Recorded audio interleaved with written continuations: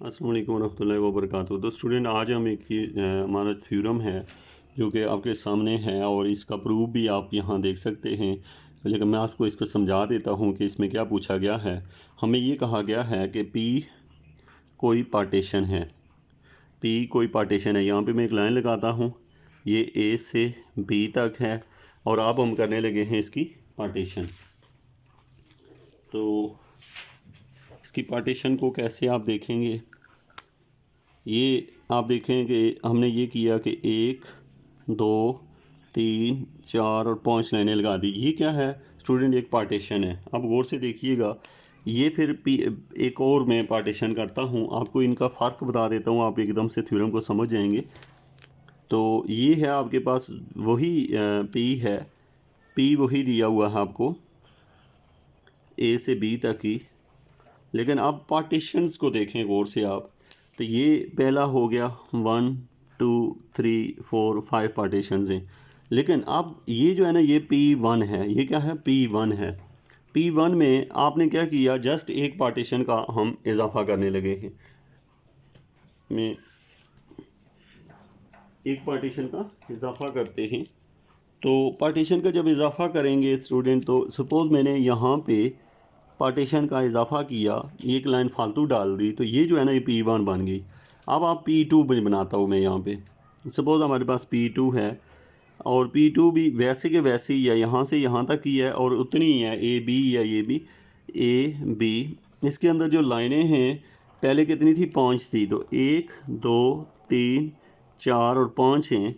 और एक हमने P1 के अंदर हमने एक लाइन एक्स्ट्रा डाली थी, ये 6, और P2 में हम एक और एक्स्ट्रा डाल देते हैं यहाँ पे 7। तो अब क्या किया हमने कि पार्टीशंस इंक्रीज़ कर दी।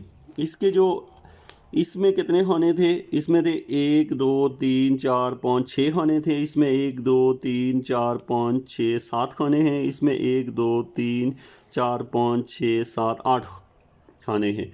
तो मतलब ये कि इसका मतलब है कि P1 कोई पार्टीशन है, P1 उसकी रिफाइनमेंट है, P पार्टीशन है, P1 उसकी रिफाइनमेंट और P2 भी रिफाइनमेंट है। अब याद रखें कि ये जो P2 है ये मोर रिफाइंड है एज़ कम्पेयर टू P1। मेरे क्वेश्चन इसके मुताबिक, इस थ्योरम के मुताबिक नहीं बल्कि जनरल बात कर रहा हूँ। अब याद रखें कि जब पार्टीशन आप P लेते हैं और P1 उसकी रिफाइनमेंट करते हैं तो P2 आगे रिफाइनमेंट करते हैं। या आप ऐसा कर सकते हैं कि P अगर पार्टीशन है और P2 कम रिफाइनमेंट है और P जो 1 है वो ज़्यादा रिफाइनमेंट, ऐसा भी मुमकिन है। तो यानी कि दोनों चीज़ों को आप जहन में रखें। तो अब आप एक बात याद रखिएगा, मैं 3 चीज़ें यहाँ बताऊँगा। आपको कोई कहता है कि अपर रिमांड सम निकालें, यानी कि एफ पी किसके लिहाज से, F P L F P, ये मैं इन तीनों पॉइंट्स को यहाँ लिखूँगा। एक है मेरे पास अपर रिमांड सम पी का, नंबर 2 अपर रिमांड सम, यहाँ पे नीचे लिखता हूँ मैं, ये upper Riemann sum of P1 of F. याद रखिएगा ये P1 के लिहाज से, और ये upper Riemann sum of P2 of F है। अब इन तीनों की बात हम कर लेते हैं। थ्योरम जो है जस्ट आप इसको समझेंगे, थ्योरम फ़ौरन से आपको समझ आ जाएगा, और ना सिर्फ एक थ्योरम बल्कि आप भी इसके रेलिवेंट कोई भी थ्योरम होगा सॉल्व करने के काबिल हो जाएंगे। तो यहाँ पे क्या है, ये P1 है स्टूडेंट, ये P2 है। तो अब स्टूडेंट को पूछता है कि ये आपके क्या हो गए अपर, और यहाँ पर मैं लोअर लिख देता हूँ। लोअर रिमांड सम किसके लिहाज से, P के लिहाज से F का, फिर लोअर रिमांड सम P1 के लिहाज से F का, और लोअर रिमांड सम P2 के लिहाज से F का। तो ये हमने तीनों बातें यानी ये आपने जहन में सोच ली। अब स्टूडेंट याद रखें कि जो अपर रिमांड सम है, ये वाला जो अपर रिमांड सम है ये ज़्यादा है इससे और ये ज़्यादा है इससे। मीन आपको ये समझो कि ये ज़्यादा है इससे और ये, यानी कि ये सबसे कम है, ये उससे ज़्यादा है, ये उससे ज़्यादा है। और लोअर रिमांड सम की बात करें तो ये देखें, ये मैं एग्जांपल के तौर पे यहाँ पे लिख देता हूँ। सपोज़ अगर ये 10 है, ये 11 है और ये 12 हैं, यानी इनकी कीमतें क्या क्या हैं, 10 11 12 सपोज़। और याद रखें कि अपर रिमांड सम जो होता है पार्टीशन इंक्रीज़ करने से कम होता है। अपर रिमांड सम जो होता है वो पार्टीशन इंक्रीज़ करने से कम होता है, क्योंकि उसका जो एरिया होता है, अपर रिमांड सम का जो एरिया होता है वो ज़्यादा मैयर हुआ होता है, और जब रिफाइनमेंट करते हैं तो वो कम होता है। लेकिन लो रिमांड सम इसका उल्ट होता है। सपोज़ ये शायद हो आपके पास 9, ये होगा ये सपोज कर लें आप, ये हो गया 9, ये हो गया आपके पास ये नहीं, मैं यहाँ से चलता हूँ इसे, ये सपोज 7 है, ये 8 है, बल्कि ये 8 है, ये 9 है और ये 10 है। तो अब आप ये समझे कि ये क्या है, 8, 9 और 10 मैं यहाँ लिख रहा हूँ, 8, 9, 10।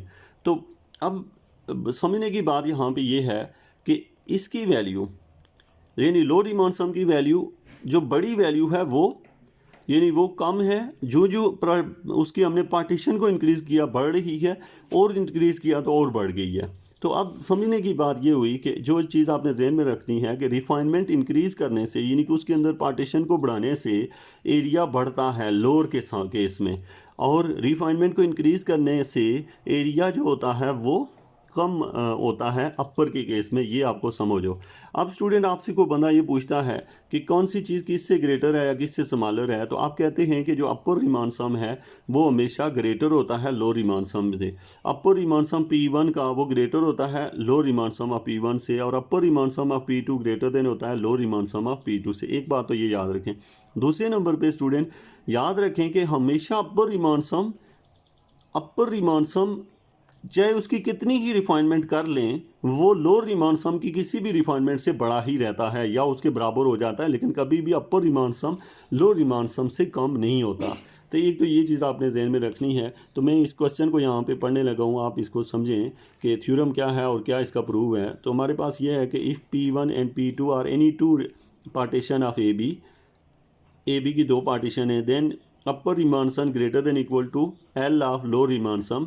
तो ये सिर्फ P2 की है, P2 ज़्यादा रिफाइनमेंट है और P1 कम रिफाइनमेंट है, या कुछ भी हो हर केस में अपर रिमांड सम लो रिमांड सम से ग्रेटर होता है।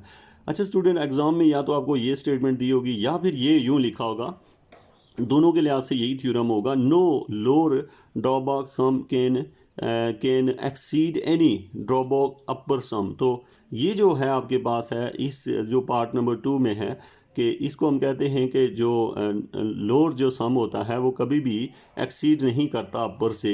यानी ये दोनों एग्जाम में आए तो एक ही बात है, आप एक ही प्रूव लिखेंगे। तो प्रूव कैसे लिखेंगे, let P is equal to P1 union P2, जो P है वो यूनियन है P1 और P2 का, be a common refinement of P1 and P2। यानी P1 P2 को अगर हम यूनियन करें तो P बन जाता है। Since any refinement does not lower the lower Darboux sum and does not raise the upper Darboux sum. आप यहाँ पे ये हमने लिख दिया कि कोई भी रिफाइनमेंट मर्जी कर लें, कोई भी रिफाइनमेंट आप मर्जी कर लें, वो कभी भी जो अपर होती है वो लोअर से हमेशा बड़ी रहती है। ये बात हमने यहाँ लिख ली। अब हम यहाँ पे लिखते हैं कि हमें पता है LP1 ऑफ F ये लेस देन होता है LP ऑफ F से, यानी कि रिफाइनमेंट करने के बाद जो लोअर सम है वो बढ़ जाता है, और रिफाइनमेंट जैसे LPF less than equal to upper of this, यानी रिफाइनमेंट आप L के ऊपर यूज़ करते हैं तो लोअर हमेशा अपर से कम होता है। फिर हमने क्या किया, लोअर हमेशा अपर से कम होता है, यहाँ पे हमें पता है इससे छोटा है, यानी कि इसके लेफ़्ट साइड पे ये जोड़ दिया, राइट साइड पे जोड़ सकते हैं, कहाँ से, यहाँ से देख के जोड़ा है। यानी हमने ये दो स्टेटमेंटें पहले लिखी हैं। अब ये लाइन हमें पहले पता थी, इस लाइन के लेफ़्ट पे ये चीज़ जोड़ दी है और इस लाइन की राइट पे ये जोड़ दी है। अब इसका मतलब है ये दोनों एक दूसरे से डायरेक्ट हो गए हैं, ये एक दूसरे के साथ रिलेशन, यानी पहले को आखिरी से जोड़ के लिख दिया ये, या इसको सीधा करके लिखा है, सीधा मीन के ये लेस देन इक्वल टू था, इसको इधर लिख दिया, उसको इधर लिखा, तो ये आपका प्रूव है। तो इसके स्टेप्स कितने, सबसे पहले हम ये भी जानते हैं, ये भी जानते हैं, नंबर 1। फिर जब हमें इन दोनों स्टेटमेंट का पता है तो इसका भी पता है। अब इस स्टेटमेंट की लेफ़्ट पे ये पार्ट जोड़ दिया और उस स्टेटमेंट की राइट पे वो पार्ट जोड़ा, और फिर पहले और आखिरी पार्ट को आपस में कंबाइन कर लिया, और यहाँ से फिर हमने पहले और आखिरी को ये लिखा या ऐसे लिखा। तो यही हम शो करना चाहते थे। ओवरऑल नतीजा क्या निकला कि हमेशा जो अपर रिमांड सम होता है वो लोअर रिमांड सम से बड़ा रहता है, चाहे कितनी ही रिफाइनमेंट कर ली जाए। Thank you very much.